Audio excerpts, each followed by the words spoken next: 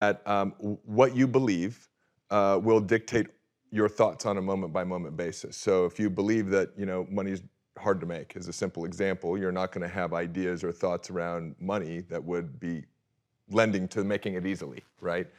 And so what you believe dictates what you think. You can't get like an apple from an orange tree. And what you think you then Good. experience is an emotion, right? And then that emotion then dictates what actions you do or do not take.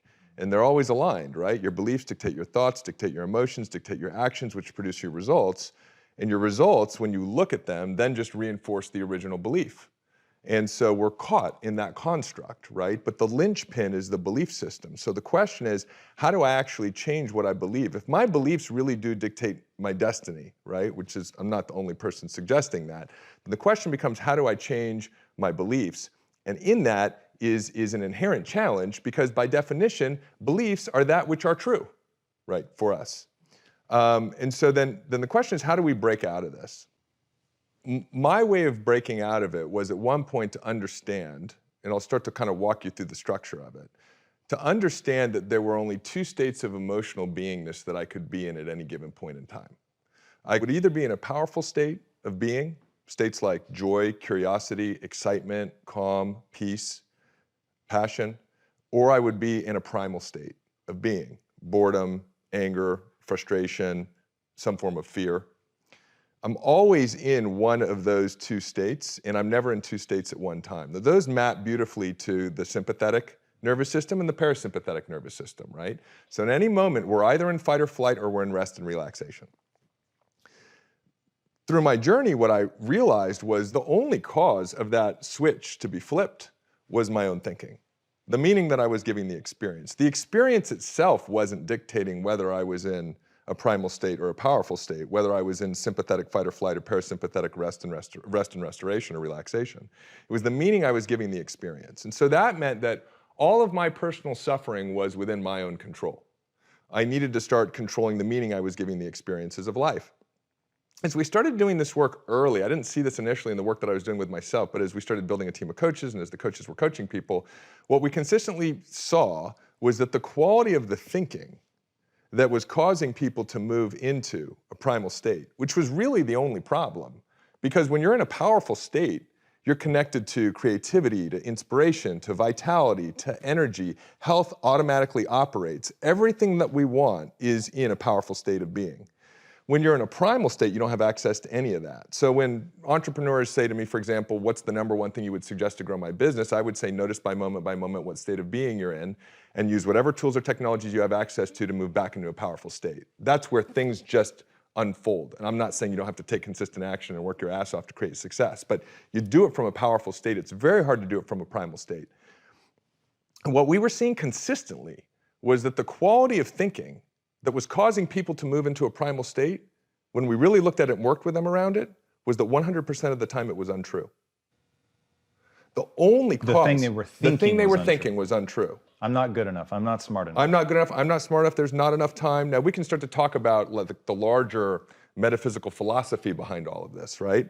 But I'll give you a prime example. I was working, personally coaching a 29-year-old Egyptian Muslim young man, super successful, had his first multi-million-dollar business at 19 years old, was running one of the largest companies in his category at 29 years old. And I'd been coaching him, and he was out one night in South Beach with a bunch of movers and shakers. And vice president of the sports team, #1 DJ, fashion designers, whatever it was, he called me the next day and he said, listen, I moved into a primal state last night and I couldn't get out of it, so I need you to coach me on it. Because I know his vision for his life now, the most important thing for him is to operate from a powerful state of being. I said, okay, so what happened? He said, well, I was there and I noticed that I started having anxiety. So I know I moved into a primal state. I said, what'd you do next? He said, I took a look at the thinking that was causing it. I said, what did you find?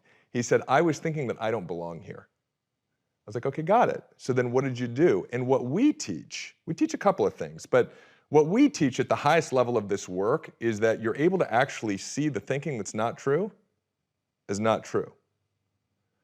And that's different than a lot of the other modalities I tried to use to evolve. You can change your state, you can reframe something, you can come up with a better story. There are amazing tools out there like breath work, plant tech. I mean, there's a bunch of stuff out there which we can get into, Plant right? tech. Yeah. That's nice, I like that. There's a bunch of stuff out there, right? But we're very focused on the personal technology, not the third-party tools, right? But I've explored a lot of them. So what we believe is the fastest way for you to eradicate a limiting belief is to actually see the limiting belief as untrue. And the moment that happens, there's a reorganization in your brain, like you can't unsee it. Once you see the lie as a lie, right, there's a huge shift. It reorients you to the experiences of your life. It reorients you, to money, to relationships. So I said to him, so what happened when you saw that you were thinking, I don't belong here? And he says, it seemed true. He goes, now I knew it wasn't, because he bought into what we teach. And I said, okay, great, so I'll coach you on it. You know, with coaching, you have a lot of leverage. And you don't always have to use the leverage I'm gonna give you an example of, but I knew he was a spiritual. His faith was very important to him. So I said, let me ask you a question. You believe in God, don't you? He said, yes. I said, the omnipotent, omniscient, kind of all-knowing type of God? He goes, absolutely. And I said, then how did your God put you in the wrong place on Friday night where you actually don't belong? And there was a pause. And I heard him on the other end of the line, and he goes, oh my God. And I said, what is it? He goes, I belong everywhere I am. That's a fundamental reorientation to the experiences of your life. And what I believe is that's the deepest, most permanent, fastest way to actually move through the crazy unreality that we've created for ourselves as a result of adopting a bunch of other crazy people's beliefs when we were kids, right? To start reconnecting with what's really true. And so in that moment of seeing that you actually believe everywhere, belong everywhere that you are, you move back into a powerful state, and now you're moving forward with your life in a powerful way.